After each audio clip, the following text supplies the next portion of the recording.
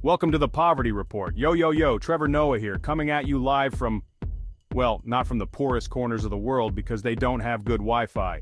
But trust me, we're talking poverty today, specifically in Nigeria and India. Now I know what you're thinking, Trevor, poverty is depressing.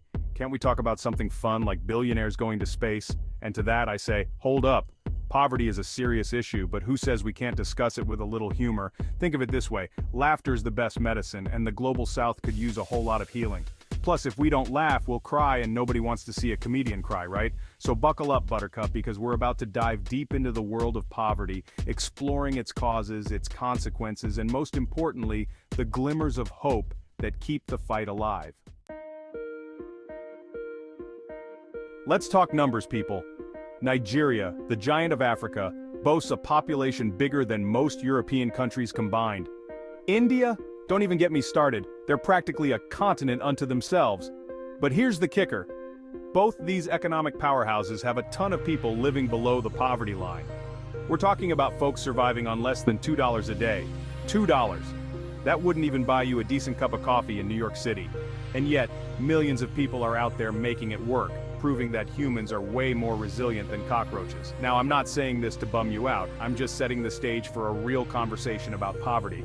Because let's be honest, folks, ignoring a problem doesn't make it go away. It's like that weird smell in your fridge.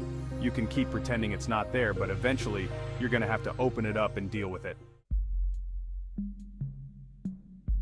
Alright, so we've established that Nigeria and India have a poverty problem. But why? What's the root of this economic inequality? Well, it's complicated like a Bollywood movie plot. You've got corruption, lack of education, unemployment, and a whole bunch of other factors that make it tough to climb out of poverty. Imagine trying to run a marathon with a 50-pound weight strapped to your back. That's what it's like for many people in Nigeria and India. They're constantly battling against systemic issues that keep them from reaching their full potential. It's not just about money, it's about opportunity. Corruption siphons off resources that could be used to improve infrastructure and services. Lack of education means fewer job opportunities, and unemployment keeps people trapped in a cycle of poverty. But here's the thing, it's not all doom and gloom. Both Nigeria and India have made some serious strides in recent years. They've implemented social programs, invested in education, and created opportunities for economic growth. So, yeah, it's a mess, but it's a mess we're starting to clean up. Let's keep digging into how we're tackling these issues and what more can be done. Section 4. Poverty's punch from hunger to bad healthcare. Now, let's talk about the effects of poverty. And trust me, it's not pretty. We're talking about hunger, malnutrition, lack of access to healthcare, and a whole host of other problems that can make life a daily struggle. Imagine getting sick and not being able to afford a doctor, or having to choose between sending your kids to school or putting food on the table. These are the harsh realities that millions of people face every single day. But here's the thing about poverty. It's not just an individual problem, it's a societal problem. When a large portion of your population is living in poverty, it affects everyone. It leads to crime, instability, and a whole bunch of other issues that can hold a country back. So, what can be done? Well, that's what we're going to talk about in the next section. But before we get there, I want you to remember one thing. Even in the darkest of times, there's always hope. And sometimes that hope comes from the most unexpected places. Section 5. Fighting back hope springs eternal and governmental. All right, folks, enough with the doom and gloom. Let's talk solutions, because here's the thing. Both Nigeria and India are full of incredibly resilient and resourceful people, and they're not just sitting around waiting for handouts. They're fighting back against poverty with innovation, determination, and a whole lot of hustle.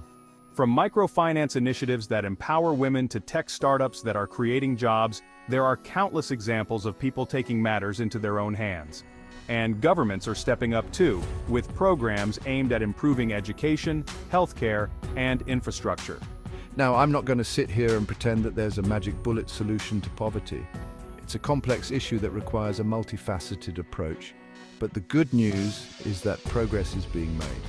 And with continued effort, dedication, and maybe a little bit of luck, we can create a world where everyone has the opportunity to thrive. Section 6. Stay tuned, folks, the fight's not over. And that, my friends, is our show for today. We've laughed, we've learned, and hopefully, we've all gained a better understanding of the challenges and opportunities facing Nigeria and India in their fight against poverty. But this isn't the end of the conversation. In fact, it's just the beginning.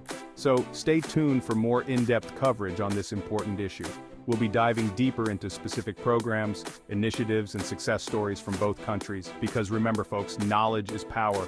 And the more we know about the challenges facing our world, the better equipped we are to create positive change. Until next time, stay informed, stay engaged, and most importantly, stay hopeful. Peace out.